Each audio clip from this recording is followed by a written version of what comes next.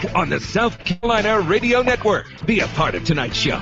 Call us at 800-956-7266 or email talkback@sportstalksc.com. Now, here are your hosts for Sports Talk, Phil Kornbluth, Kevin McCrary, and Tom Hayes. They want to be the best.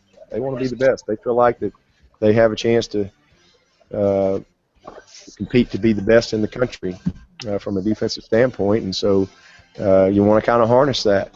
But you know, any coach, you turn on the film and you watch how they play. I mean, it's fun to watch them. I mean, they're relentless. They're relentless. It's a Thursday night ACC football showcase from the hotbed of the gridiron, Winston-Salem, North Carolina. It's Clemson.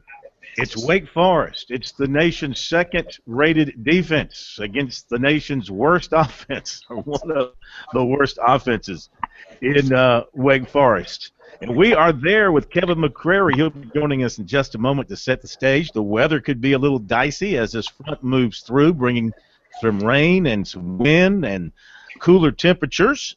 See if that's a factor tonight. Welcome into Sports Talk on a Thursday night from Main Street, Columbia, your sports talk show of Main Street, South Carolina. Phil Kornbluth, the professor, Tom Hayes at our studios in downtown Columbia, and as I mentioned, K-Mac.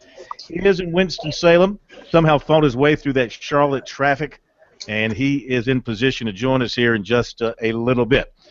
We've got callers lining up, so we'll jump to calls here early in the program, 800-956-7266. Jump on board. Lee Sterling coming up with his Sterling picks for this week. He did very well last week. Also coming up on the program, Ran Henry, who has been with us before. Last time he was with us, he was in the midst of writing his biography of Steve Spurrier. It's complete now, and it comes out next week. Find it interesting that he finished the book before Spurrier has finished his career. So we'll find out from him what's in the book, what conclusions he reached, what he thought about what Spurrier had to say this week. He'll be coming up in the next half hour. So we've got a very busy edition of Sports Talk for you tonight, Pro. Boy, you know, if you're Dabo Swinney, coaches won't say it, but these are the games that worry coaches the most because they're prohibitive favorites. And you want your team to remain as intense as possible. So you want them to play their best game possible. But at the same time, this little ghost in the back of your ear, please, no one get hurt. Don't get hurt in a game like this, please. Is this a game? Clemson's, what, a 22-point favorite, Yeah. I believe. Is this a game where they double cover? Where they win by 45, which would be a double cover? It possibly could be. I just made that up. I don't know if there is. Is there such a thing as a double cover? Daniel would know. He's a heavy gambler. Daniel, is there? Well, he's in economics, so maybe he would know if there's such a thing as a K-Mac would know if there's such a thing as a double cover. He probably knows some fancy Las Vegas name for it. It could. I mean, it should be. This game should be over by the first quarter.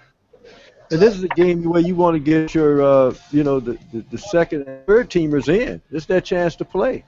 Or maybe your injured quarterback who's now healthy and maybe needs to get some of the rust off before you go to Atlanta. Right. K-Mac is going to join us coming up, and we'll get right to your phone calls. Be right back.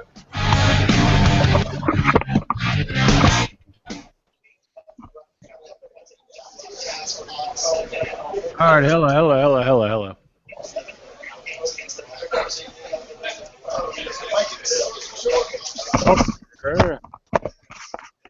You hear me?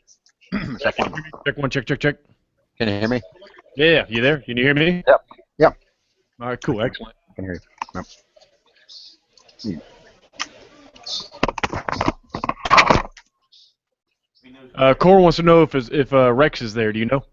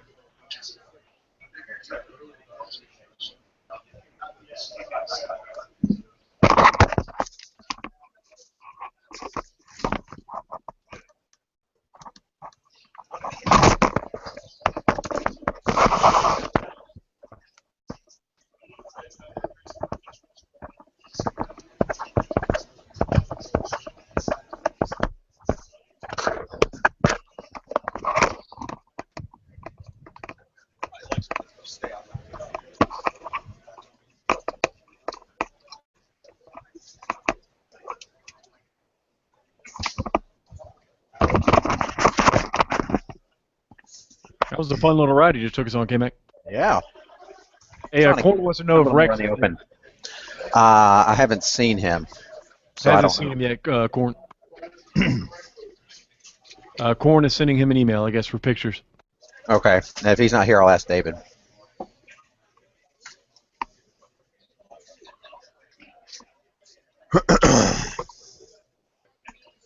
Yeah, I just wanted to get off press row. I just felt I get a little claustrophobic down there talking.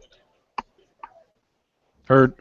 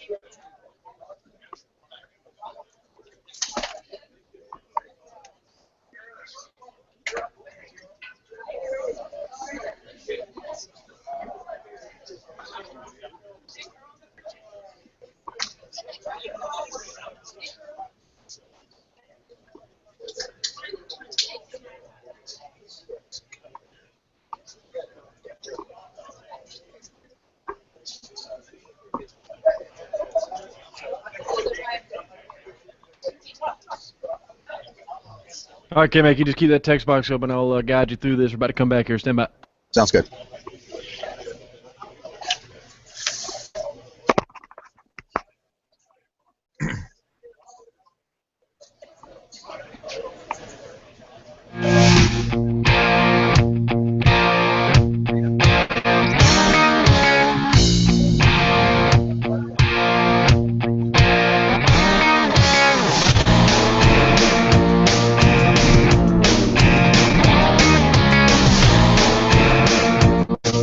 As a young man, K-Mac had two places in college football where he always wanted to go see a game on his bucket list. One was Shreveport, Louisiana, and the other, Winston-Salem, North Carolina. So he's accomplished both. This isn't his first trip to Winston-Salem. He's been there before, but nothing like Thursday night, Winston-Salem, North Carolina, kind of a weird weather night for ESPN TV coverage of an ACC football showcase. Clemson and Wake Forest, the Tigers are favored by 22.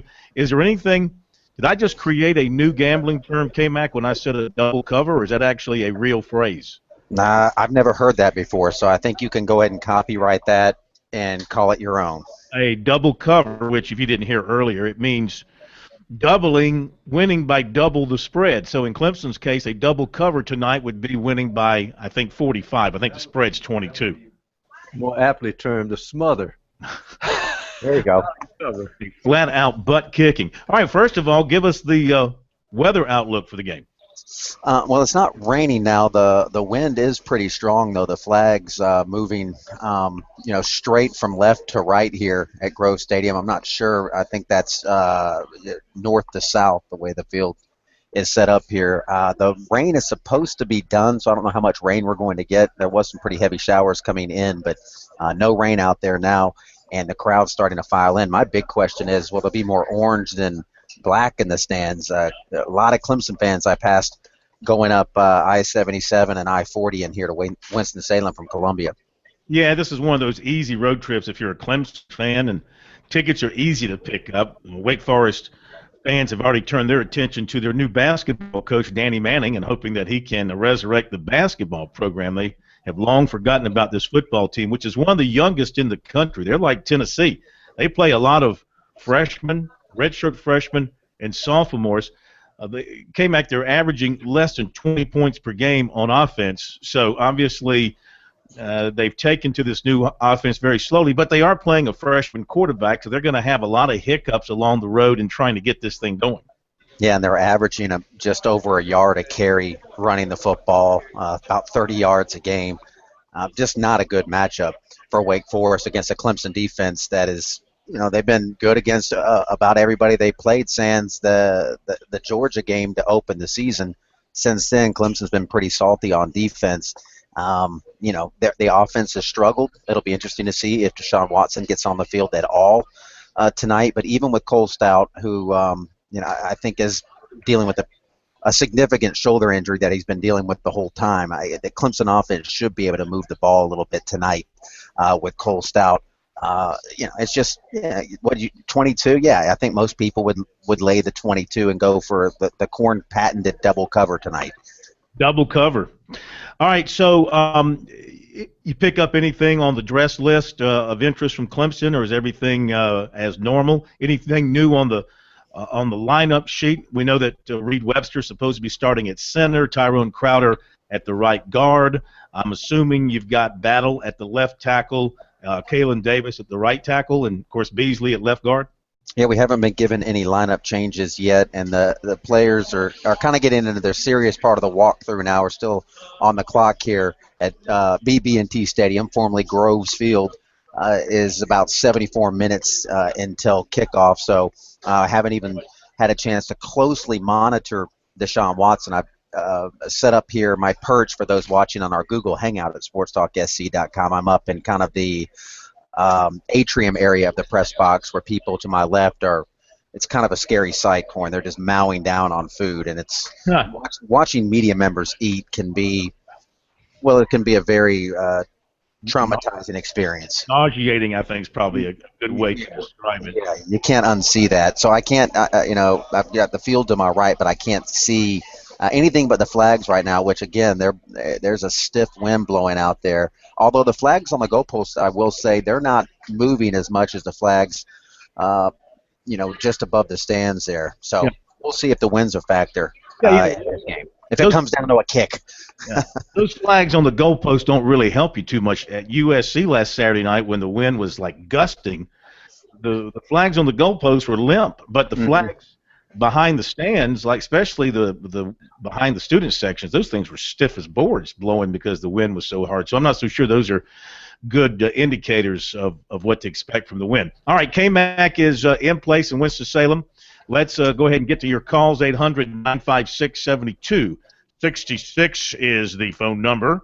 And it is, why do we have so many people with two nicknames, And they don't like to be called. They call this show knowing I'm going to call them by their original nickname, but then they create a second nickname that they like to go by. But I refuse to recognize them as such. They need to come up with a third nickname. Thus, we go to Cockett for our first call tonight. Hello, Cockett. How you doing? What's up, bro? How you doing, K-Mac? What's up?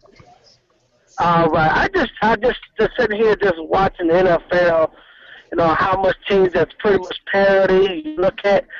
I was very disappointed the way the Panthers playing this year. I mean, I just think that they made the GM make a bad decision when he got rid of number 89, Steve Smith. It's not helping the quarterback out a lot. The defense is kind of a little sluggish and not together. Then you go down for Atlanta. Atlanta got so much talent. I mean, talent from top to bottom. It seems like the coaches just can't never seem to get that team together. The defense can't stop nobody. Then you look at Dallas. I mean, was not impressed. Not surprised. Very surprised that they got that many wins. I wasn't expecting them to win that many games. However, you got a guy who's a quarterback who's on his bad back. And then you look at the 49ers, Jim Harbaugh. I mean, the talent from top to bottom. I mean, you can get Nick Saban with that team to win a Super Bowl. He just burnt out. I just want to get you guys this analysis of. I mean, it's hard to pretty much to know week by week how the NFL players is. But when you look at the 49ers and look at the talent that they have, I mean, from defense to offense, and these guys are not playing for them. I mean, did you think that the Coach Harbaugh is just really too aggressive when it comes to, you know, from every play, from every condition and everything? These guys is not playing for him, and it just looked like I don't think he's going to be there. You know, coaching the 49ers. I just want to get you guys' opinion on the National Football League, because now it become a flag football. It's not a kind of game that, you know, that I pretty much want to watch anymore. You can't touch a guy over 5 yards when I get a flag. It's just bad. So. Yeah, I you know, there's a lot of things about the pro game that I don't like, and you're right about the way the rules have become, Cockett, in terms of what you can do, how hard you can hit somebody. Or I mean, I'm not for leading with the head or the spearing. I'm glad they're getting that out of all phases of football, but they have become so extremely protective of the quarterback that it results in just ridiculous penalties. And the other thing that I can't stand really in the NFL, I don't like, and they did this years ago to generate more offense, but, you know, when there's a pass deep down the field and there's interference called, you get all that yardage. That's like, it could be 50, 60 yards that you pick up on one penalty. That's just too much. That's why guys throw it down. Well, I know that. I know that's part of the strategy, but I like the college rule, which is if it's pass interference, it's 15 yards from where the ball was snapped. I know why they do it, because pro guys know it. Oh, 15 yards, they'll interfere every down, because they'll think, well, we'll give up the 15, but we're not going to give you. Yeah, but it's a first down. It keeps the drive alive. Why would you intentionally do that? Because when the field narrows, and even if they get into the red zone, it's harder to score. People know that. They would rather you try to score inside the 10-yard line, because they got all that massive humanity there. So you like the fact that you can pick up Yes, I don't see any problem with 50-plus yards off of a single penalty. Here's the deal I don't like in the NFL right now, and that's the fact that the big thing that made the NFL is the factor of intimidation. That has been illuminated out of the game. You can't intimidate anybody anymore. When Jack Tatum was on the field, receivers were scared to go across the middle. And that's intimidation. Maybe not a good example using Jack Tatum, because he did leave a guy paralyzed. Well, yeah, but that's going to happen. Be right back.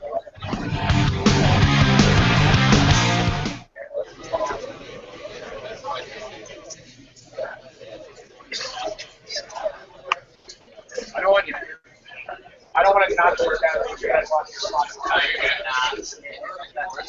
good.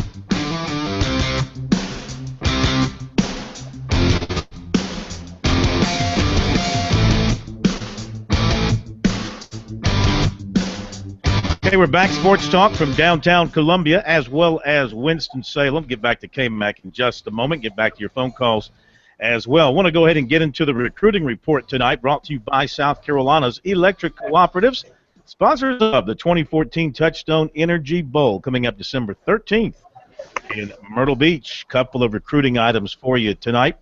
In football, USC commitment defensive back Antoine Wilder and his teammate, defensive end Arden Key, also a USC commitment. They went to Alabama Tuesday. They went with the defensive coordinator, and they sat in on meetings and met with Nick Saban. Wilder said while Alabama is not interested in him, the Crimson Tide is very interested in Key. Now, Key is going on an unofficial to LSU this weekend for the Alabama game. He also will take officials to USC, LSU, Georgia, and Miami, and is considering Ole Miss and Oregon for his final visit. Wilder and Key both say they remain committed to USC and might come into Columbia for the South Alabama game. Both recently visited Louisville. Wilder said he might visit Kentucky unofficially this weekend. One interesting thing that he had to say, he's hearing the rumblings about Steve Spurrier coming from recruiters, he said, and fans and through the internet. And his quote to me was, at his press conference, he said he's not going nowhere. I believe Steve. I believe in what he stands for. I believe everything he says. If Steve says something, he means that. So I really believe he's going to stay. If he leaves, that's going to be like, wow, you're going to leave? Interesting that Wilder feels like he's on a first-name basis with Spurrier. Calling him Steve. Martin. He did talk to his USC recruiter, Grady Brown, Tuesday night. And he said he told him to keep his head up and stay focused. He was giving Grady Brown a pep talk. But I think it looks good still with USC with him. They've stuck with him despite Wilder having a knee injury that ended his season early in the year, so they have stuck with him. Offensive lineman John Guthrie, Jr. from Burns, Arkansas, is beginning to show interest in him now. They have invited him to a game this season. He's not able to make it, but he likes Arkansas because of the SEC. Purdue and Pitt are also beginning to show interest in him. He hears from Georgia and NC State as well. Make that Georgia Tech and NC State as well. He's a Clemson fan, but not getting that much from the Tigers. In a baseball note, Diamond Prospects reported last night, sophomore infielder right-hander from Hilton Head, Carmen Modzinski, has committed to South Carolina. All right, there you go with recruiting. All right, going to hit a break here in just a couple of moments. Lee Sterling will be with us on the other side for our Sterling picks for this week. He did very well last week for you. He went 3-1 on his Sports Talk picks. And he'll do 4 more for you tonight, including the Clemson-Wake Forest game. So if you don't know what to do, stay tuned. Coming up, Lee Sterling will tell you how to handle the 22 points, or possibly even, if you want to be daring, a double cover of what would be 45 points in my own Las Vegas-style analysis. We'll be back. Sterling picks coming up.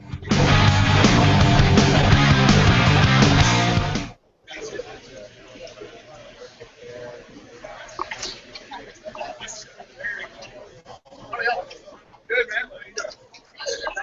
Good trip.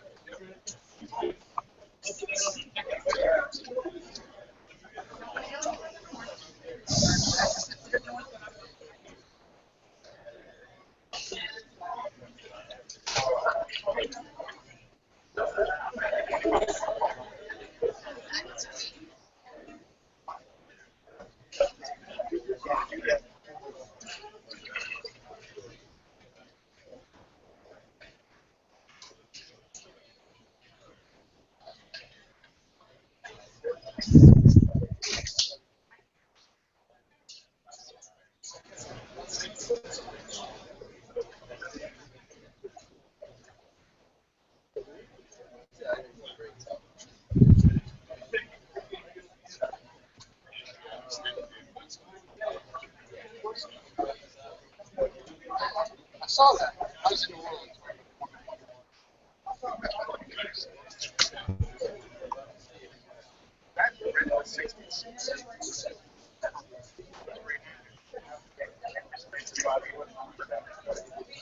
Same front came through.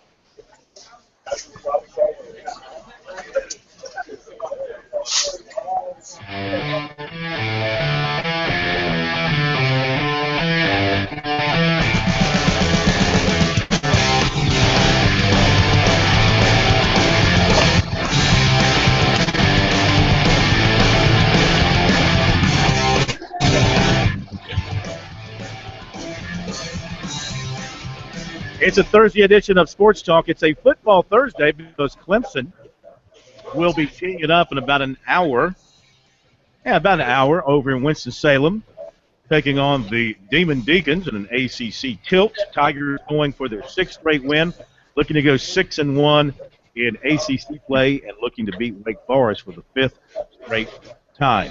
Let's see what Lee Sterling thinks about this game and other games coming up this weekend. It's time for our Sterling Picks tonight, starring Lee Sterling of Paramount Sports. And good evening, sir. Good week on your radio picks last week. Yeah, we did well there. And then also for my clients, probably the biggest week we've ever had at Paramount Sports because we rate our games from 10 to 50 units, and we had never had before two games that were 40 units or higher, but that was the case last week. We even had one that was 35 units. We had a 35-unit win on Air Force, 40 units on Oregon, and then a 45-unit college football game of the year win on the University of Washington. So it was like a clean sweep. We even had the Florida Gators over Georgia for good measure. So going to look to keep that karma going, and let's get after it. Remember, did South Carolina burn you last week, the way that game turned out? Yeah, I mean, on the radio, yeah, we didn't get it from my clients. I mean, this is a team, they should be scoring more. They just get mental lapses. I mean, this is a team that, they're limping down the stretch. They just seem like they have nothing to play for. So this is the biggest problem for Steve Spurrier. When Steve Spurrier has a team that's fighting to the finish, he gets them up, and they seem to play hard every week. This team, it seems like every week it's something else that goes wrong. Yeah, no doubt about that. All right, let's get to your picks.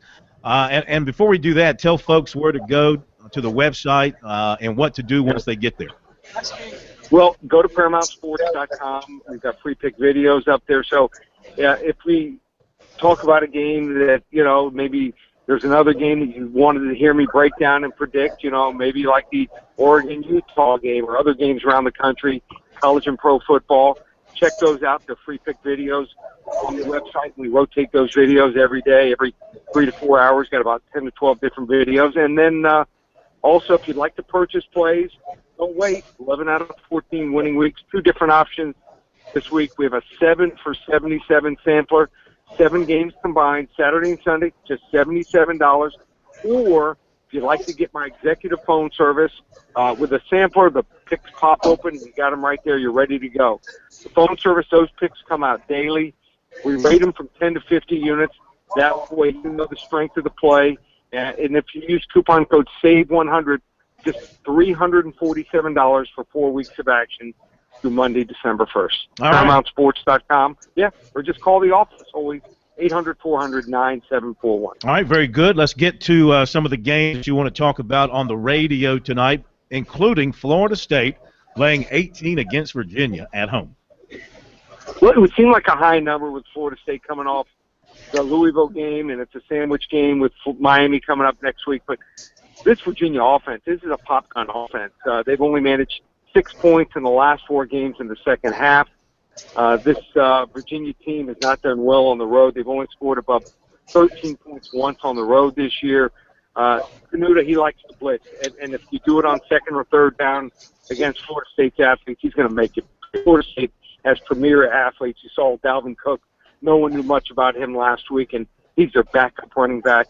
I think Florida State game here, 38-14. They cover probably by three or four points here. All right, how about this? The big game in the SEC in Baton Rouge. It's Alabama on the road, but a 6-point favorite. Yeah, and obviously this LSU team has improved. We know that 3 or 4 weeks ago.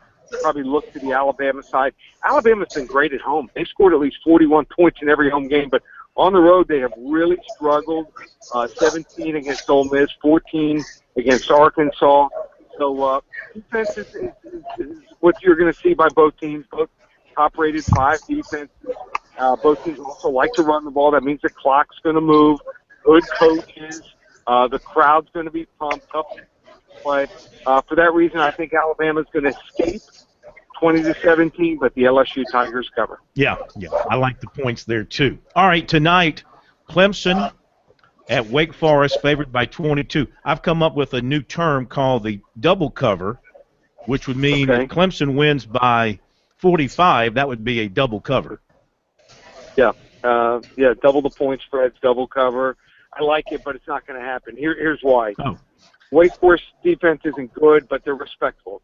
25 points per game allowed. And I'm looking at Stout. And Stout, it's going to be a trivia question. You're going to stump someone like 10 years from now. You're going to say, name a quarterback that's in one of the worst 2 or 3 starters over the last decade. And he will certainly be there. He just can't come up with big plays. And I know they're getting some receivers back, and that helps, but just not a believer in this guy. I think they're going to win the game 31-13, but Wake Forest covers. Yeah. You think you might take my idea up with your board of directors in Las Vegas to see if we can get the double cover up on the boards there and see if anybody goes for it? Well, first of all, Phil's got to get by the board of directors of Paramount Sports. And we're a tough crowd here. Yeah, I can tell. K-Mac wants to know about tonight's NFL game, Cleveland and Cincinnati.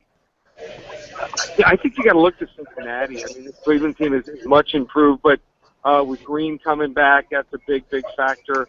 I love Hill at running back. I mean, some people just think he's big. I mean, if you saw the long touchdown run, this guy has speed also. I think he's an all-pro back, and he's the difference here. And at home, Cincinnati's a different team. I like them to win this game here, something like 27-17. How about New Orleans against San Fran, favored by 4? I think this New Orleans team is a different team for 2 reasons. Finally, Ingram is the running back they thought he was when they drafted him. And he has almost 300 yards over the last 2 weeks and 3 touchdowns. He's running with purpose. You don't know whether to run or pass on any down, whereas before they were a pass, first, second, almost third down team. So that and the defense, it's simplified a lot of the terms, blitzing a lot less, playing more zone, less breaks, and when they're controlling the ball, it keeps that defense off the field. That's what helped Dallas early in the season. I think that's what's going to help New Orleans here.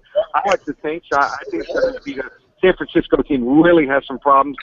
I'm going to make a prediction. I'm going to say Harbaugh is going to lead San Francisco at the end of this year with their offensive line and their defensive backfield problems. And a quarterback, Kaepernick, just can't read defense to get the job done. I think they're a team that might miss the playoffs. I like the Saints here, 31-23. See, as a Packers fan, I only see Kaepernick at his best. I mean, the guy never plays bad against the Packers. Against everybody else, they can't stop him. You'd like to see like Jay Cutler. Jay Cutler, absolutely. He can't play worth a darn against the Packers. But Kaepernick, I mean, gosh, never. All right, last thing, your game of the week, Georgia laying 10 at Kentucky. Good game for Georgia here. They're still right in it. Kentucky looking for that 6th win, an all-elusive 6th win to get to a bowl. You want to get it. Call 800-400-9741. So 2 ways to win. Don't wait. Don't wait until the end of the year. We get to the bowls, and when you're in a hole, now's when you want to get involved so you can ride the wave into the playoffs, into the bowl games, into the Super Bowl. ParamountSports.com or 800-400-9741. They love you out there, Lee. Thanks very much. We'll talk to you next week. Okay, Phil. Take care. You too, man. Lee Sterling of Paramount Sports, our Sterling Picks. And, yes, we have gotten some email from folks who are doing quite well following his advice. Well, you know, the Saints, I think that big thing is Jimmy Graham coming back at tight end healthy. That's the liners blanket for Drew Brees when everybody else is covered. But the thing about the Saints, they're terrible away from home. No, but they're right, except for the Panthers. That's right. Yeah. And Ingram's in his contract year. I think he's a free agent next year, so he's playing for a new contract either in North or somewhere else. All right, going to hit a break. Rand Henry, who has penned a new book on Steve Spurrier, which comes out next week, just prior to the trip to the Swamp. He's going to join us after the break here on Sports Talk. We'll find out what's inside those pages. Back in a moment.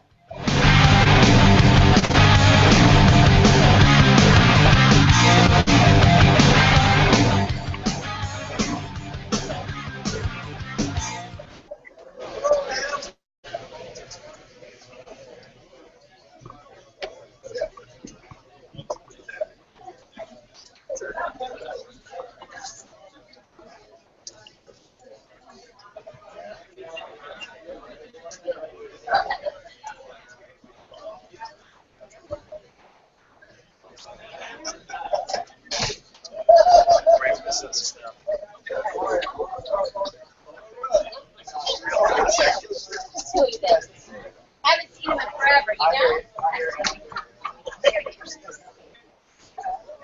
I'm taking my water.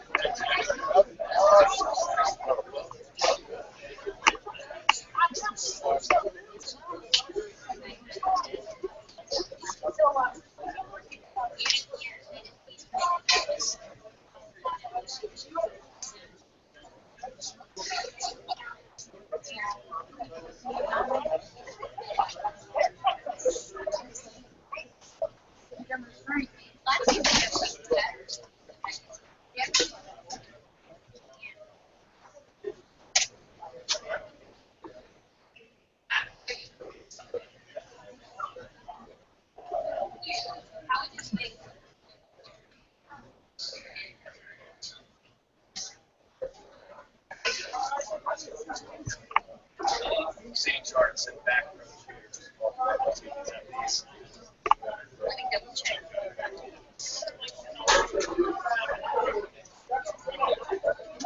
Yeah.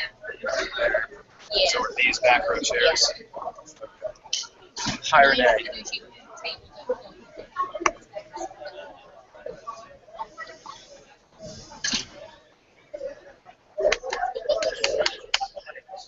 What if nobody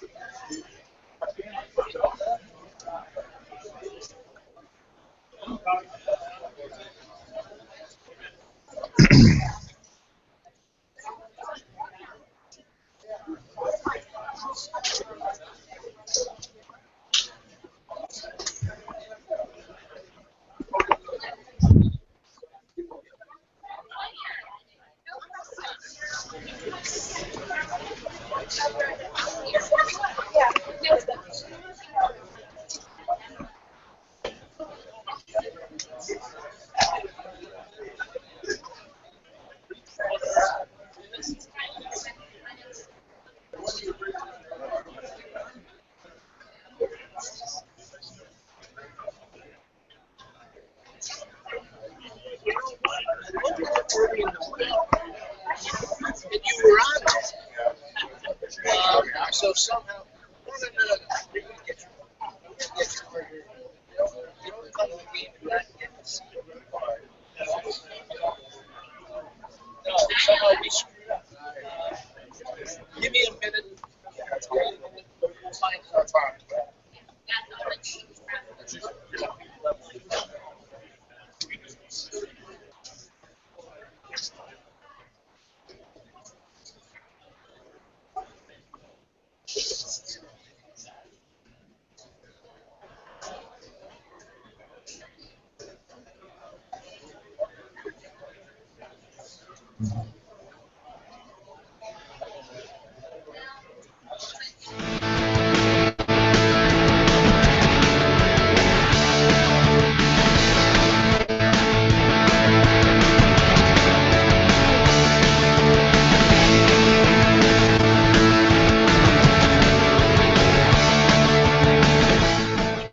Hey, don't forget, every Tuesday is a Talking Tuesday here on Sports Talk, presented by South Carolina soybean farmers and their checkoff. Learn more at scsoybeans.org. Pork, powered by soy.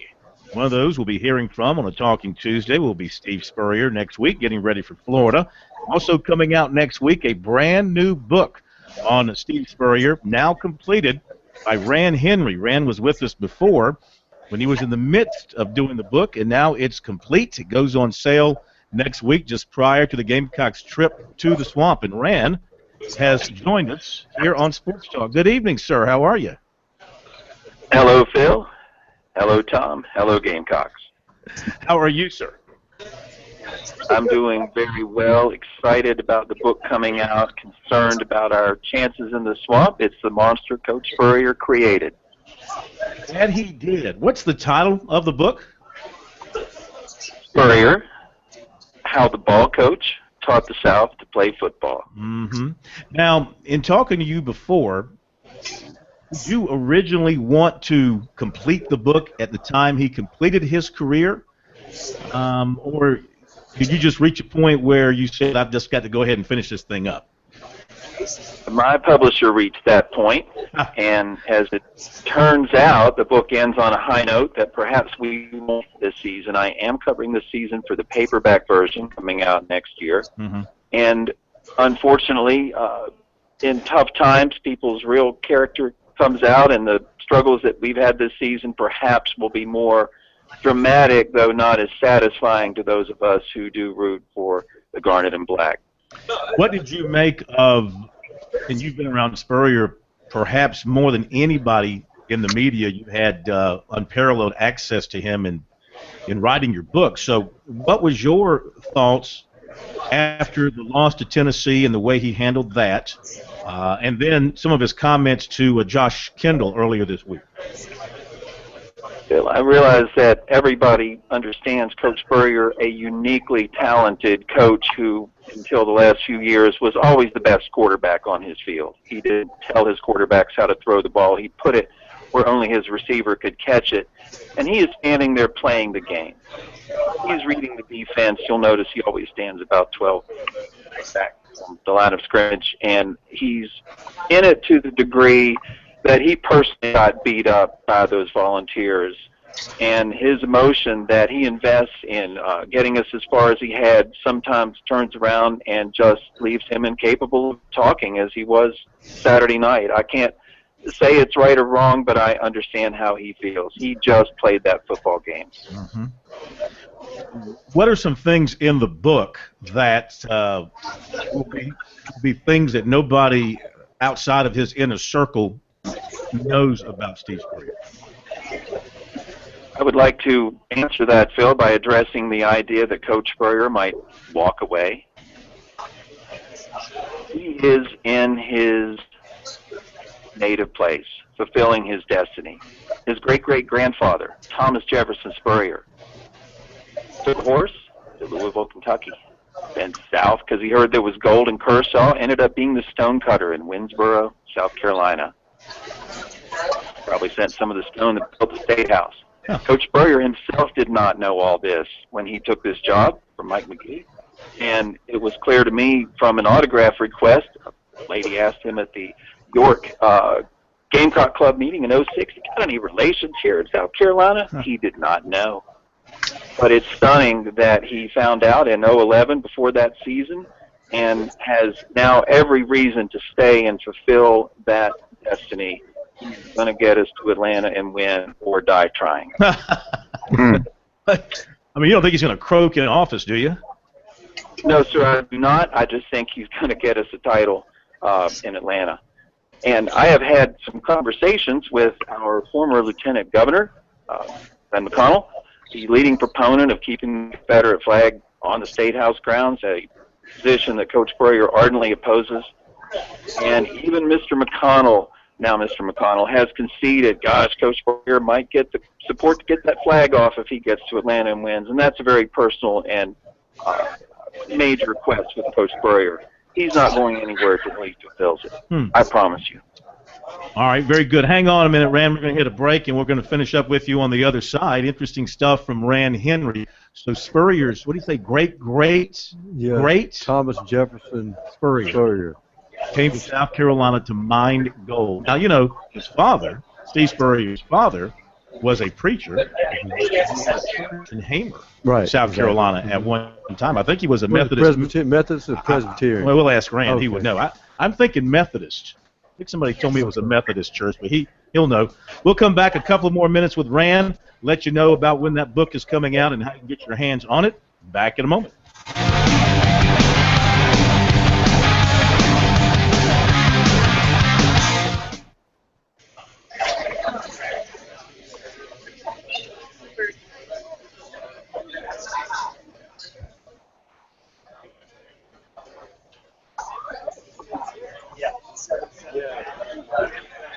They just get trot out with it. Okay.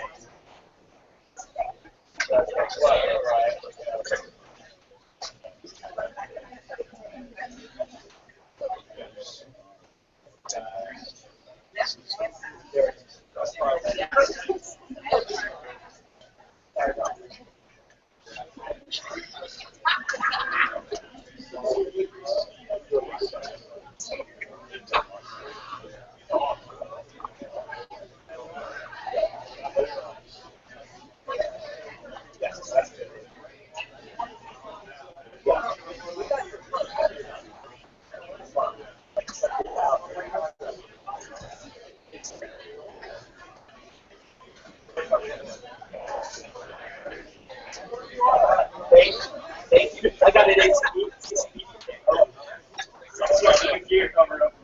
I will.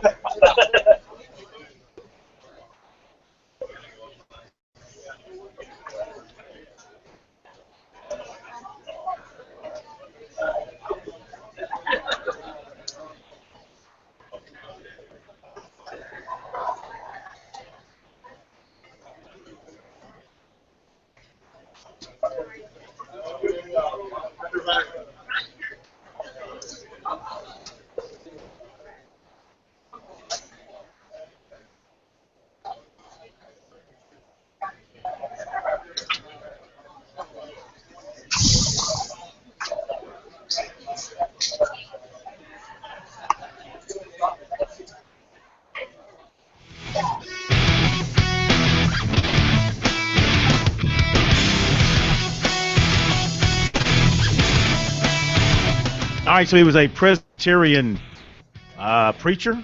Is that what a Presbyterian? Are they preachers or ministers, or what are they? You should know, bro. No, I think they're ministers. Go back to Rand Henry, who wrote the book on Steve Spurrier, coming out next week. Has Coach Spurrier read the book? Coach Spurrier has read the book. He honestly objects to my portrayal of his relationship with his father, which is extremely well documented, and I know it's a sensitive issue for him. He certainly likes a good deal of it. You said, did you say he objects to it? I did say that. Yeah. His dad is key to his psyche. His father was tough on him. Yeah. My father was tough on me. Your dad was tough on you. Yeah. That's why we've done what we've done in our lives. And Coach Spurrier likes to remember it a different way now. So as a courtesy, I did let him read this book, and he objected to his father's portrayal, and I'm very sorry for that, but I do believe he'll come perhaps to be reconciled with the facts of the case. And I think that I would not want to change a bit of what has made him Steve Spurrier. Did that strain the relationship you have with him? It did.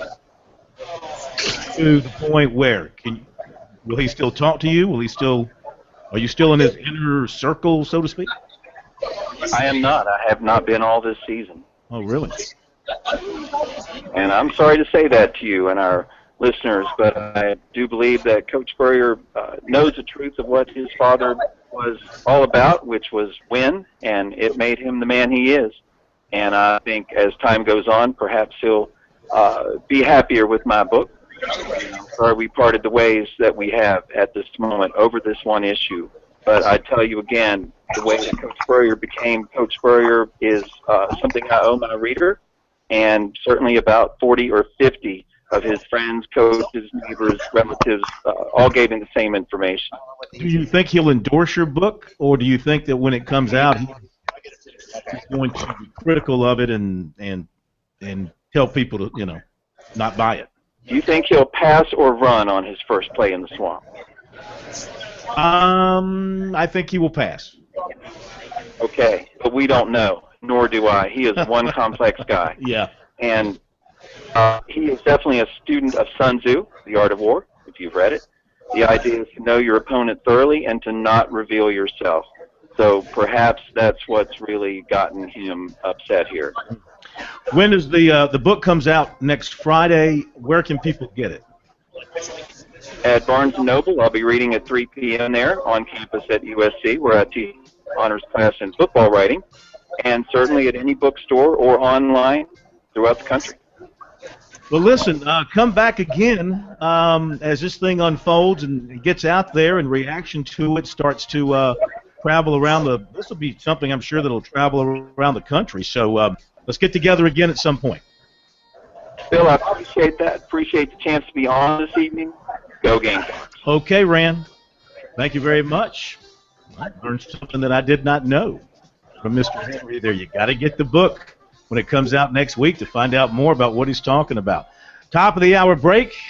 Mac will rejoin us from Winston-Salem. We'll take more of your calls as well. Don't go away.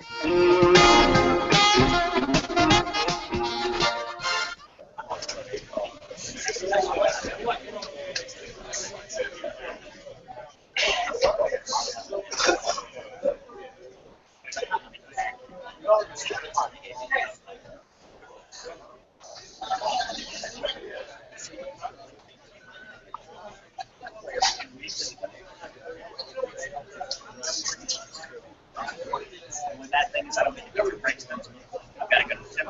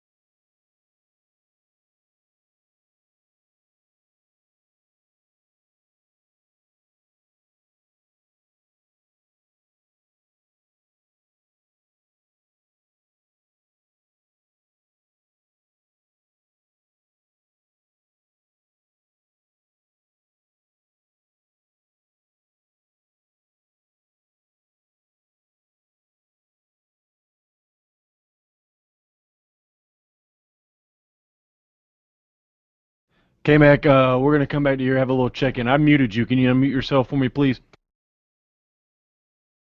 I was cutting some audio, and I couldn't hear. Okay. There we go, sweet.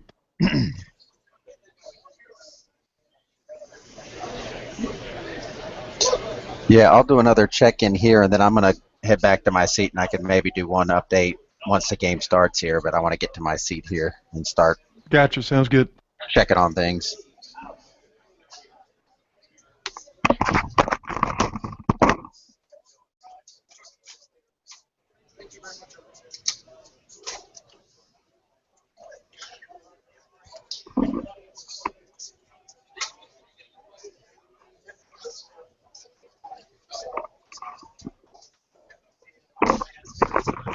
He doesn't have his headphones on right now. When he does, I'll tell him.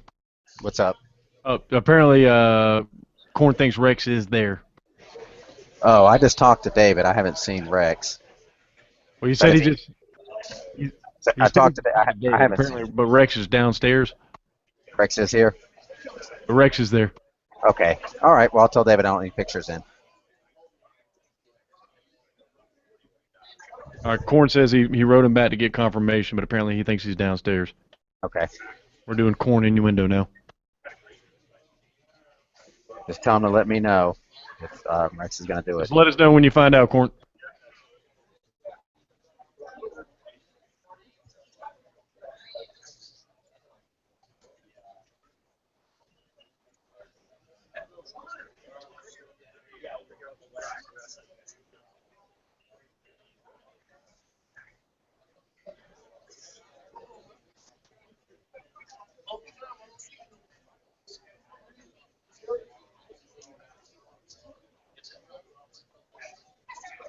So what's it like watching a game in warmth?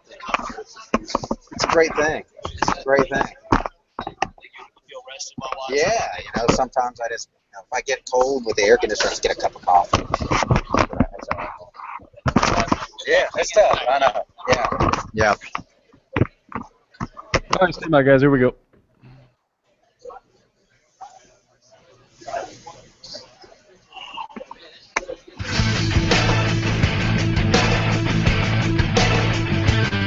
Live from Columbia, this is Sports Talk on the South Carolina Radio Network. Be a part of tonight's show. Call us at 800-956-7266 or email talkback@sportstalksc.com. Now, here are your hosts for Sports Talk, Bill Kornblue, Kevin McCrary, and Tom Hayes. All right, a very busy first hour behind us here on Sports Talk. We dive into hour number 2, which should be just as exciting and scintillating and thrilling as the first hour. We'll take more of your calls. We have some people hanging while we talk to some other folks.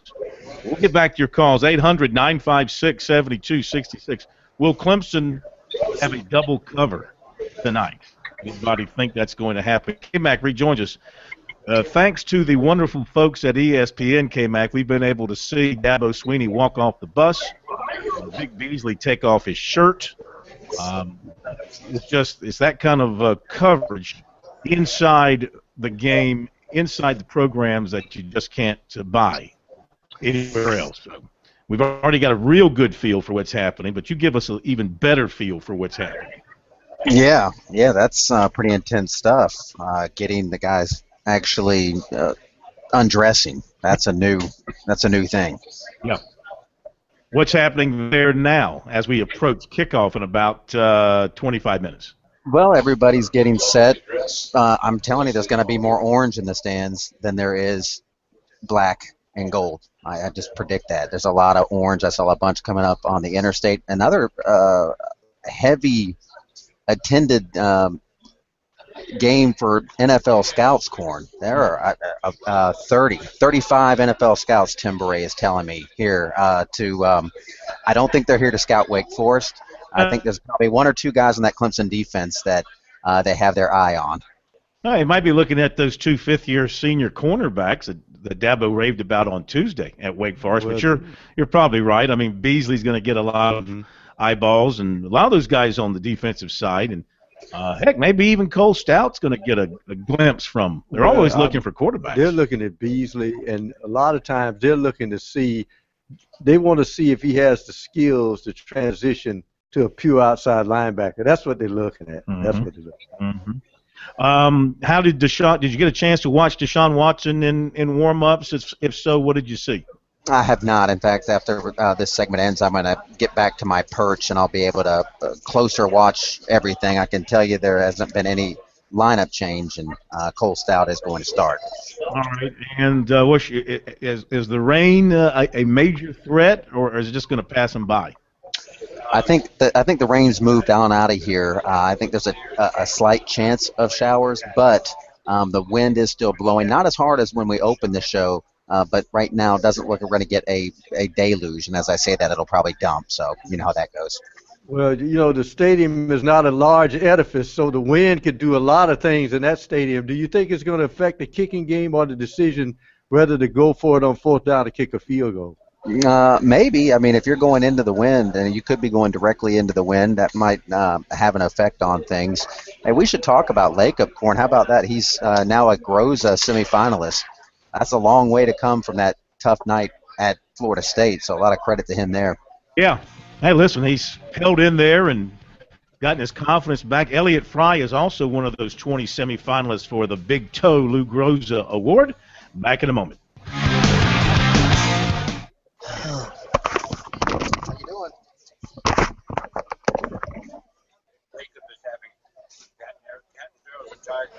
Yeah, it's like... Yeah, no one would ever guessed that after the Florida State game that somebody would have said, he's going to be a Groza semifinalist. And like, okay, I'll bet you, I'll take that bet. I wouldn't have bet that he would have been kicking the next week.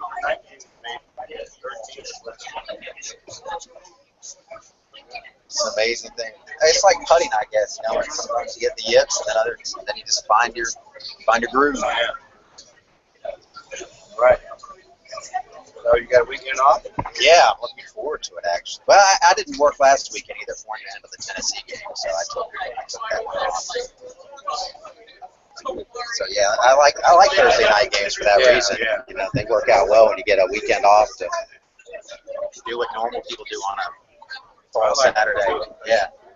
Sunday's always a good day for me. They work from 10 to 10 on Sunday. Really? But when you have a Thursday night game, you got briefest stuff. So this one, I'll do some stuff, but I can get a lot of stuff tomorrow and Saturday. Will Dabo do a call on Sunday? Yeah, we'll do a call on Sunday. Yep. Yeah. Yeah, Sundays are usually, that's the day, other than the conference calls, which I can do from home. I just watch the NFL games. It's amazing watching NFL football on Sundays now, how many guys from our state, not only are on rosters, but doing significant things,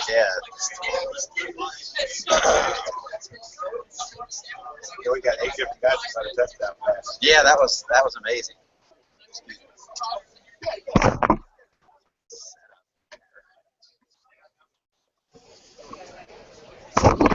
Well, sir.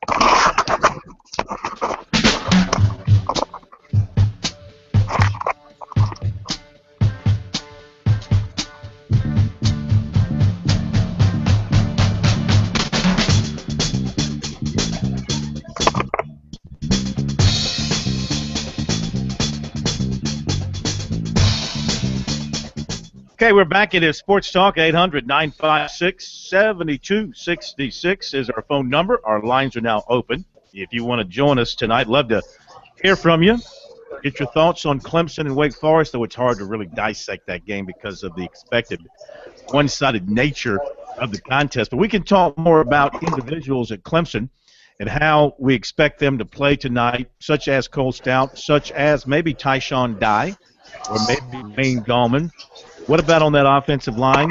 Reed Webster starting at center ahead of Ryan Norton. That's a change. And you've got Tyrone Crowder starting at right guard. That's a change. He replaces Webster. How well will they play? Will they help to solidify the Tiger offensive line? And let's see. Defensively, you really just expect more of the same. You expect the Tigers just to swarm. Clemson right now defensively, they're playing with that confidence that they believe nobody can move the ball on them. Really, they believe that nobody can score on them. If you're going to score on them, you're going to have to earn it, or you're going to have to just have a freak play, some kind of just chunk play that breaks down the Clemson defense, which has not really happened this year. So those are some of the things that we look to for tonight's game in Winston-Salem, and what should be a very easy night for the Tigers. I would get Deshaun Watson some action, if at all possible. You want to shake the rust off, let him get a feel for the game again in preparation for what could be, assuming that Georgia Tech gets by NC State on the road Saturday. And every time I think Georgia Tech is getting decent to go lay an egg, because every time I start to think, well, they're not going to stop that Georgia Tech offense, they get stopped, or they can't stop the other team. So, I kind of like Georgia Tech winning at NC State, and Georgia Tech still alive in the Coastal Division. So that would be a big game in Atlanta on Saturday. The date, the time is still to be determined for that game. Georgia Tech's 4-2 in the Coastal. Duke is 3-1. Georgia Tech, they'll go to 8-2 if they beat NC State. So what a turnaround for they were after Paul Johnson's head last year. Mm-hmm. The defense was terrible, but he stuck with Ted Ruth as his defensive coordinator. And, they've made some incremental improvement. I don't think they're shocking the world on defense, but I think they're a little bit better than they were last year. I think he's also taking some chances early in contest because, let's face it, last year, Georgia Tech, if you got a 10-point lead on them early and then you stuff that run, they weren't a catch-up team. They could not catch up. Now, I think probably early on they're taking some chances downfield. And let's face it, you got to be there if you're going to recruit athletes in the wide receiver position. Well, you see how NC State plays this game because if you can run early, you got to. Georgia Tech still doing their thing, 37 points per game. The ACC in rushing at just under 320 yards. They are giving up 26 points per game right now. They're not shutting people totally down on defense. 12th in the league at 13 yards per game. Of course, Clemson's number one in the league in total defense, 268. So, but yeah, you make a very good point. They don't throw it much, but they throw it well. They lead the ACC in pass efficiency. 14 touchdown passes against 4 interceptions. And all of them look like they're 80 yards. Yeah. Well, isn't one of the most mind-boggling facts in the NFL today that 2 of the best receivers in the league played for Paul Johnson. High paid. Yeah. How does a guy like they run triple option never throw it? Didn't Paul come there about 2 years the last year under Megatron? I don't think he was a full. I don't remember exactly when he went there. I think he played some under Shane Gailey first. Yeah, they still had to, play in that triple option offense under. And then you've got the Thomas kid out at Marius Thomas out with Denver, who is who's So blowing they it were up as well. all tall and big. And one key thing about it, not only they can catch the football, let's face it, the National Football League loves wide receivers in block downfield. That can be the difference between a guy running 30 yards and taking it the distance. And both of them block well. All right, 800-956-72. Let me get to some email while we have a chance here.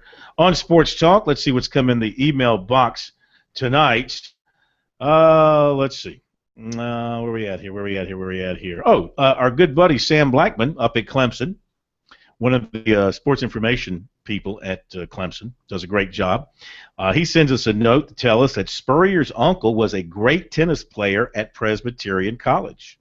He won the state tennis title once or twice in the late 40s, Sammy says. PC used to be one of the best tennis programs in the nation, according to my buddy Sam Blackman. Interesting. So finding out all kind of good stuff. And for you PC fans, if you're interested, SEC Network, high noon Saturday, PC at Ole Miss on the telly. Yes. Mm-hmm. So they can watch the Blue Hose against Ole Miss, see what they can do. All right, let's see what else we've got in here. This is Matthew writing about South Carolina's loss to Tennessee. He writes, this is the third game now. We're running the ball on our last possessions. Would have likely run the clock down enough to win the game. Against UT, we go into overtime, and Spurrier decides to pass on 3 straight plays where Thompson gets sacked on 2 of them, realistically putting us out of easy field goal range. We're losing because our coaches are coaching to lose. On the last drive where UT drove down to tie the game, Ward decided to brilliantly go into prevent mode on defense. I'm beyond disappointed at the way this season has played out. This team will end up with a 5-7 record at best. Now, it's hard to argue against some of his points, but I will say this. I mean, Spurrier had a call on that first play in overtime that was designed to score. And it was a throw into the end zone to Pharaoh Cooper, which he says was open if he just had time to throw the ball. Now, he said Thompson's got to throw the ball away in that situation where he's under pressure. But, Pro, again, all the blame has been on the defense, and somewhat justifiably but not totally, because in that overtime, the defense did its job. It got you the ball back with a chance to win on that possession.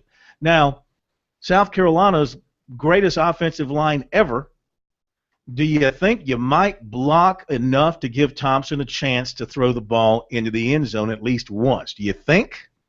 But they didn't. But nobody wants to blame the offensive line for the contribution to the loss or the offense in general. But the offensive line shares blame. The offense shares blame for not protecting the lead when it has the football. So it's a total collapse for South Carolina. The defenses are different, but I've always thought that you tear a page out of your East Carolina book, where East Carolina had this explosive offense, and South Carolina, what, a 9-minute drive, all runs, and you thought maybe, our line, and as I said before, Phil, when you throw a lot, that also means that the defensive line and the blitzers are getting in a rhythm because you keep backpedaling. I think they should have just run the football throughout the clock. But then again, when you get back to the defense, the critical point in any of these drives you see is you could tell there's a lack of bulk on the defensive end. The guys cannot set the edge to keep guys from stepping out of bounds, because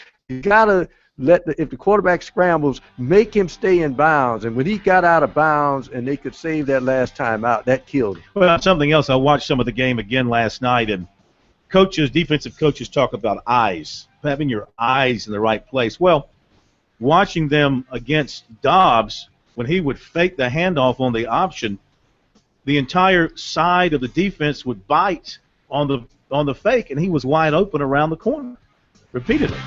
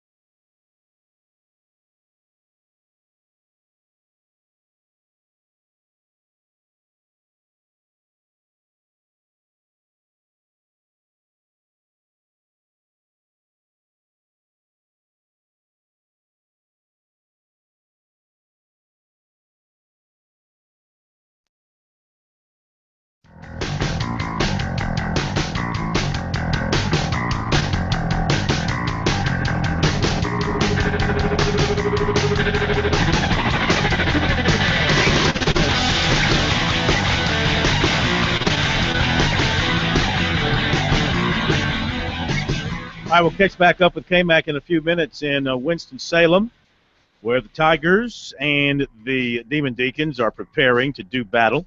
800-956-7266 is our phone number here on Sports Talk. Let's give you tonight's high school football report, brought to you by South Carolina Farm Bureau Insurance. And we take a look at some of the statistical leaders around the state as compiled by our friends at the High School Sports Report. Your leading rusher in the state is Stevie Williams of Berea, 2,440 yards and 26 touchdowns. Alex North of Faith Christian is next at 2,101 yards and 20 touchdowns. Desmond Anderson of Broome, 1,953 yards, 24 touchdowns. Christian Rogers of Cathedral, 1,872 yards and 25 touchdowns. The leading passer in the state, Carson Spires of Greenville, 3,389 yards, 36 touchdowns. Cole Martin of Nation Ford, 3,316 yards, 35 touchdowns. Kelly Bryant of Wren, 2,865 yards, 33 touchdowns. And Austin Scott of Spartanburg, 2,848 yards and 32 touchdowns. Leading receivers in the state, J.J. Arcega-Whiteside of Norman, 83 catches, 18 touchdowns, 1,448 yards. Christian Bruce of Wilson, 62 catches, 14 touchdowns, 1,234 yards. Jalen Wilkes of Greenville, 73 catches, 15 touchdowns, 1,215 yards. And Hank Tui Pulotu, I like saying that name, Tui Pulotu, from Nation Ford, 87 catches, 15 touchdowns, 1,131 yards. Leading tackler in the state, Hunter Collins of Lamar, 183. Richard Bird of North Augusta, 177. Xavier Leapart of Midland Valley, 171. And Regan Guest of Barnwell, 156. Leading interceptor is Cameron Roberts of Northwood with 10. Josh Burkett of Cheraw has 8. There you go. High school football report for tonight. Quickly back to the phones.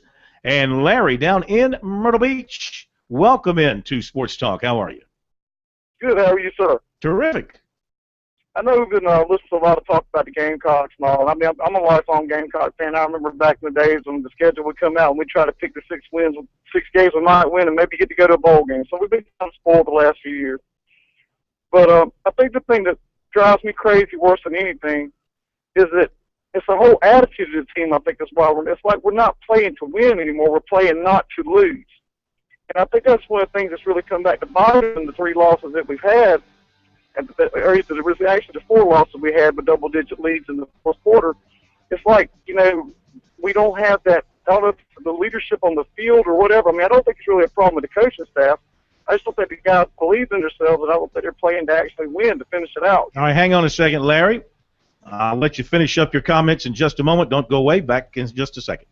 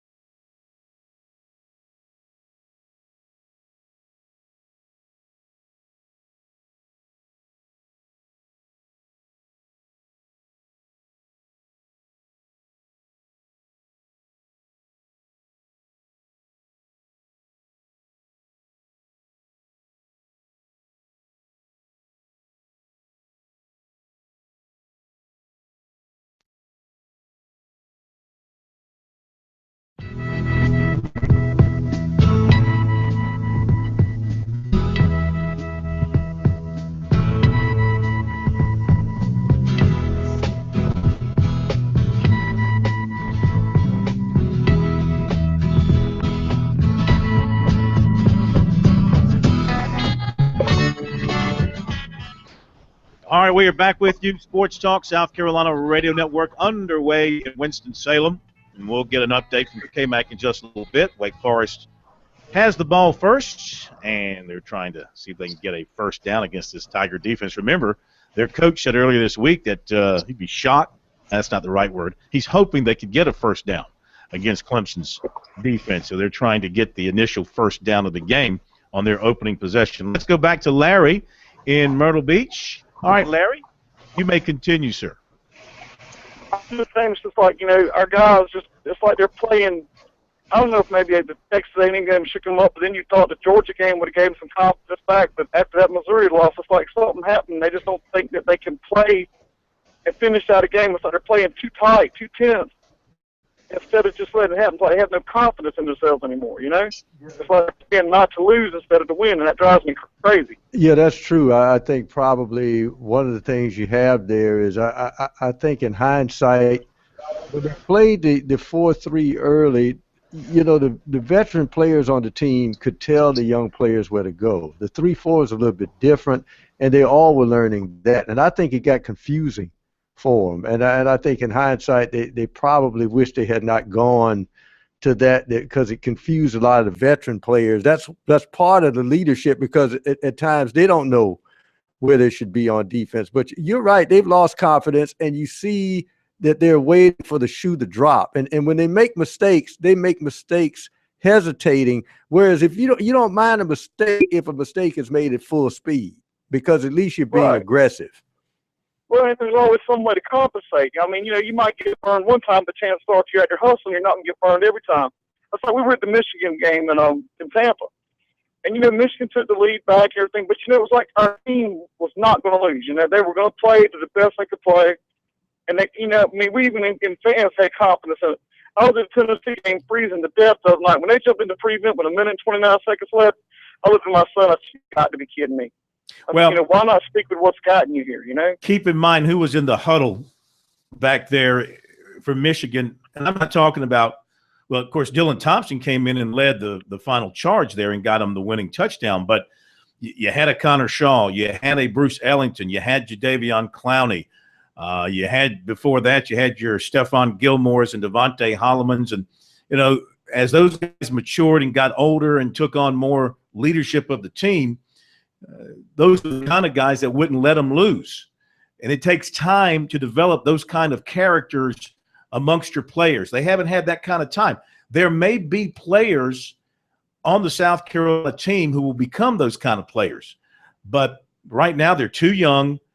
They're too devoid of that kind of leadership to rally when they're on the field by themselves with no coaches with them, to have that guy in the huddle, kind of pull it all together and say, okay, you do this, you do this, you do this, or somebody, as Pro pointed out, making sure the alignment is right. I was told the other day by somebody who would know that back, a few years ago when Devontae Holleman and Gilmore and those guys were there, that Holleman basically set the defense on almost every play. Now, he was the one that made sure people were in the right place. And I'm just guessing they don't have that person at linebacker or in the secondary who can do that. Well, it's kind of like what you said earlier. They've got to know what to do themselves to tell somebody else what to do. Yeah. And I think it's all going to come with experience. I just hate. It's like watching Dylan Thompson the other night. When he came into the Michigan game, when he came into the Clemson game before, it was like he had confidence and he wasn't confused. Right now, it's like he's lost confidence in his offensive line. Like the other night with Tennessee, I know they put a lot of pressure on him, but it was almost like he had to second-guess himself instead of throwing the ball or making a snap decision. I know he's wanting to protect the ball, and I can't fault him for that, but it's almost like he holds it too long trying to make a decision. Yeah. Well, you're right, and that was one thing Spurrier said after the ball game, and he said this week that he's got to get rid of the football in those situations where it's caving in around him. I can't fault Dylan Thompson, though. You could maybe fault him for a couple of those interceptions against Auburn and another pick here or there, but they have put an inordinate amount of the offense on his shoulders, and I think he's responded magnificently.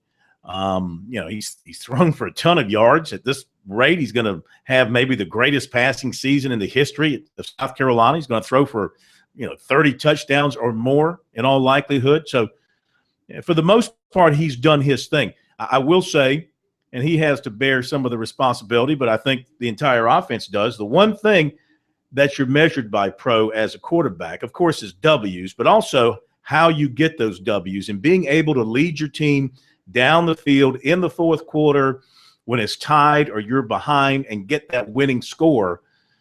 That really looks good on your resume as a quarterback. And Dylan hasn't been able to do that this year. He did it against Michigan when they had to go down and score.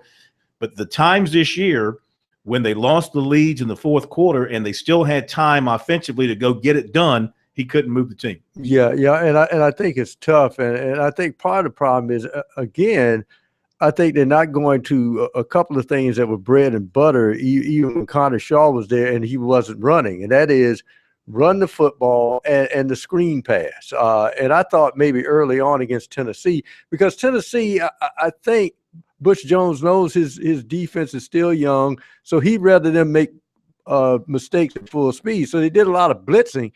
Best thing to slow that down is to show them that screen, and they'll come out of that thing real quick. And I didn't see the utilization of the screen enough the other night. Thank you so much for your phone call, 800-956-7266. Back to the mailbag. This is from Thomas, who says, I'm not a big recruiting guy, but I know with the lack of depth at the defensive end position for USC, not getting Weidman, Sawyer, and Thomas in school this year is really hurting that depth. And he said, I saw that Sawyer and Weidman had recommitted for 2015, but I did not see Thomas. Is he still eligible to recommit, or has he gone somewhere else? Well, Thomas, as far as Thomas is concerned, they've moved on from him. He was at a junior college in Texas, Trinity Valley Junior College, and I don't think he could get the grades to get to South Carolina. So they moved on from him. I don't know where he is now. Don't know if he's playing football anywhere or what. McLean that came in and flipped from that was, I guess, at first a FSU commit and then committed to Nebraska and flipped to South Carolina. He too had a season-ending injury, and he didn't play this year. He's redshirted, so that's another lineman that didn't come in. But yeah, this team really. The problem is when you start to lose, that becomes just as much as a habit as anything. And they've blown those 3 leads. They could have 3 more wins and be right in the thick of the race. Didn't happen. So they have to learn from these mistakes and watch these youngsters. And when they learn to shave next year, what they can do. Well, the Tigers gave up a couple of first downs on that drive, but they did stop and forced a punt. So Clemson takes over with Cole Stout at quarterback. I saw Deshaun Watson on television. They showed a little bit of him warming up. And Dabo went over and tapped him on the helmet. And I think we're going to see a little more of Deshaun Watson than you might expect. He looked pretty healthy to me, just throwing the football and running around out there, watching it on television. I got a feeling if this offense doesn't get going early with a couple of scores, you might see him in there sooner than later, and not just in a loosen up, get the rust off kind of role, but in a role to go out there and get this offense charged up and going, getting it to the high pace that Chad Morris wants it to move at. Yeah, and of course, he's got to get in rhythm with his play calling as well. And this is what I think we probably want to see if they can generate that running game. So we can see what Clemson is doing earlier. They want to try to see if they can get that running game cranked up. All right, some posts at sportstalksc.com, again, related to Tennessee's win. This is from John. How does anybody keep their job after that kind of performance? I know ultimately it's the players who have to play, but I see no fundamentals in this bunch. How to tackle should have been learned way before now. Yeah, you're right about that. And let's see. Now we'll get to some more posts and emails coming up. We'll check in with K-Mac as well after this break at Winston-Salem, get his thoughts on the early moments of this game between the Tigers and Wake Forest. If you want to jump on board, 800-956-7266. We'll be right back.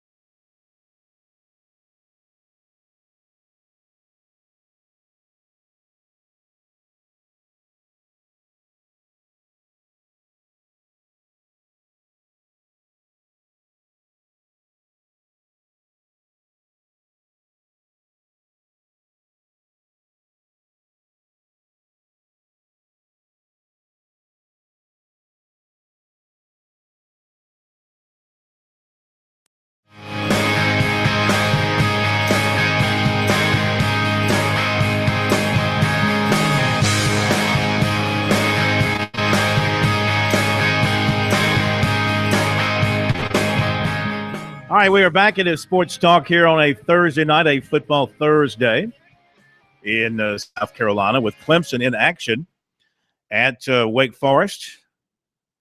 Tigers had to punt because Cole Stout got sacked. I think we're going to see Watson real soon. Let's go to K-Mac, who's watching the game live in Winston-Salem in that wonderful facility where the Deacons play football. Yeah, I think we're going to see Watson really soon here, K-Mac. What do you think? Could be. I know that wasn't a great opening possession. The Tigers did get a first down on a pretty favorable spot on a 3rd and 1. It looked like they might have been stuffed there, but they did not move the chains in. And how about Wake Forest picking up a couple of first downs on their opening possession? The first team this season to pick up a first down on their opening drive against Clemson. Wow. Wake Forest. How about that? Yeah. Is Wake using a couple of quarterbacks? They've only used one so far. Okay. That I've seen. Granted, they're just on their second drive. And, mention that wind. Wake is going into the wind this quarter, 23-mile-an-hour gust. So that certainly could be a factor for whatever team is going into the wind. So it'll be Clemson in the second and fourth quarter and Wake in the first and third as it stands now. And Wake's wearing gold helmets for you trivia buffs, first time since 1972. So you can win a bar bet later on that. Hadn't thought about that, but right now, the chance of double covering does not look real good. It's halfway through the first quarter; they haven't scored. No, and Wake Forest is actually moving the ball a little bit, and it's early. As you know, the atmosphere here is dreadful. It's not. Yeah, it's like W.C. Hawkins Stadium on a Friday night. Dorman and Burns draw a better crowd, but it is what it is. So Clemson has to overcome all that and figure out a way to generate some energy on their own. Well, as we talk, one of Wake Forest's running backs, Desmond Wortham, breaks off a nice run for a first down. So, if you're Wake Forest, all you can hope for is move the ball, eat up as much time as possible, and see if you can get this thing into the fourth quarter and have, a puncher's chance of winning this thing if you can somehow hang around. But again, that's a lot to say, but they're moving the ball right now, K-Mac. Say that it looks like Clemson's body language doesn't look good to me, K-Mac. It looks like, okay, we're in a scrimmage. Let's get it over with and play. I don't see the aggression just yet on defense. Yeah, they're going to have to definitely step up a little bit, and they'll settle in. I think Wake Forest is going to have a hard time moving the ball when it's all said and done, but a nice start for them certainly. Will Vandervoort of the Clemson Insider, he was able to get his glasses on him. I haven't been able to get a good look at this, but he says that Watson does have a splint of some sort on his hand down there, maybe for protection. So we'll keep an eye on that and keep an eye on, if he comes in, if he's healthy enough to play in this game. You got to think they give him a look, especially if the offense is stagnant. If he doesn't play, I think that's an indication that he's not quite ready from a health standpoint. Yeah, good point. I'm going to assume that he's healthy enough to play. Why would you have him in uniform? Why would you have him warm up if he couldn't play? I'm going to predict that they'll give Stout against that defense. They'll give Stout one more series. Not two? You think two more series? 2 more series. You think 2 more series? Mm-hmm. When they were doing the rotation at the beginning of the year, they would bring him in on the 4th series. So maybe Pro's right. You give him 3 series to see what happens. If not, you bring Stout in on that 4th. Okay, K-Mac. Thank you very much, and enjoy the rest of the ball game. Now, K-Mac's evening is far from over.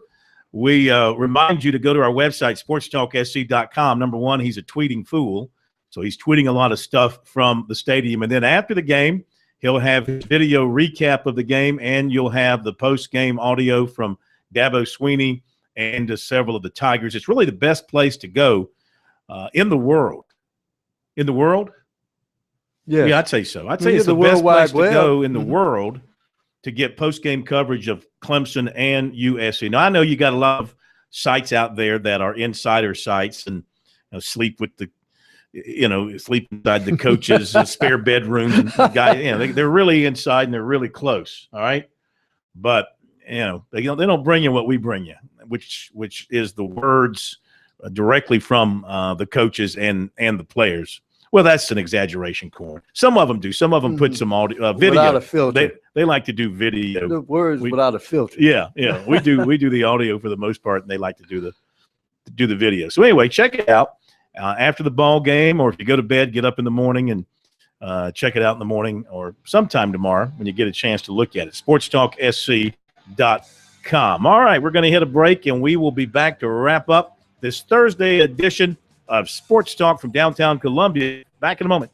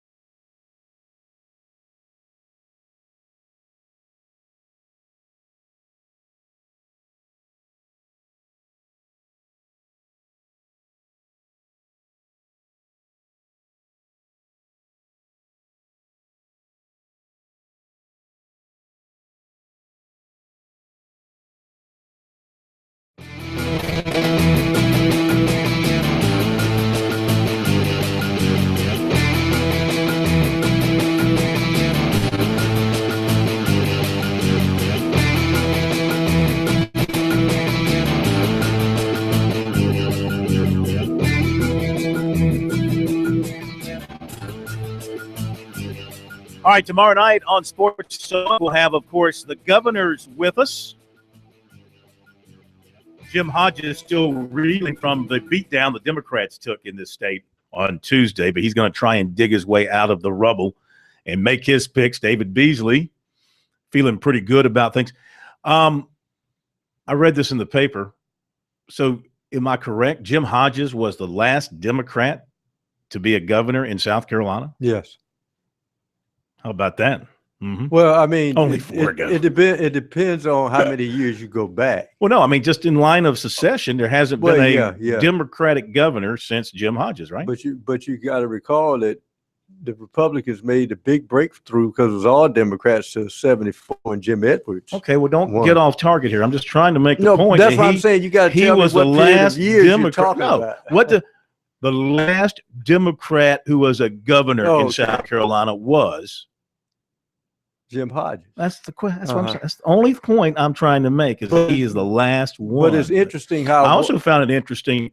We've only had now she's the fourth to repeat, right? Yeah. We only had 3 repeat governors, back-to-back governors, double cover governors, and Stout just threw a pick.